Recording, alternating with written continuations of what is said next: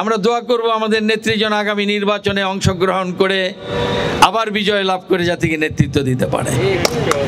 আমরা চাই আমাদের নেত্রীর নেতৃত্ব, ওনাকে আল্লাহ দীর্ঘ হায়াত দান করুন, হায়াতে তৈয়বা দান করুন, তাকে আবার সুযোগ দিন আল্লাহ, যাতে করে তিনি নির্বাচিত হয়ে জনগণের সেবা করতে পারে, কারণ তাকে অনেক প্রয়োজন।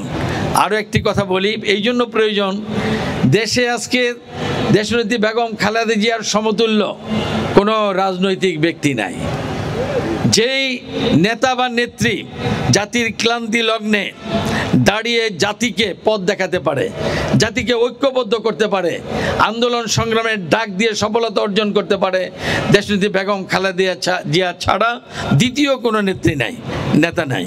কাজেই আসেন আমরা আল্লাহর কাছে আজকে দোয়া করি, আমাদের প্রিয় নেত্রীকে আল্লাহ হায়াতে তৈয়বা দান করুন এবং আল্লাহ আরেকবার অন্ততপক্ষে নির্বাচিত হয়ে দেশ সেবা করার সুযোগ দান করেন, এজন্য আমরা দোয়া করি। এবং দেশের যে কোনো সমস্যা ক্লান্তি লগ্নে যেন আমাদের প্রিয় নেত্রী ভূমিকা রাখতে পারেন, সেজন্য আমরা দোয়া করি। এটা আমরা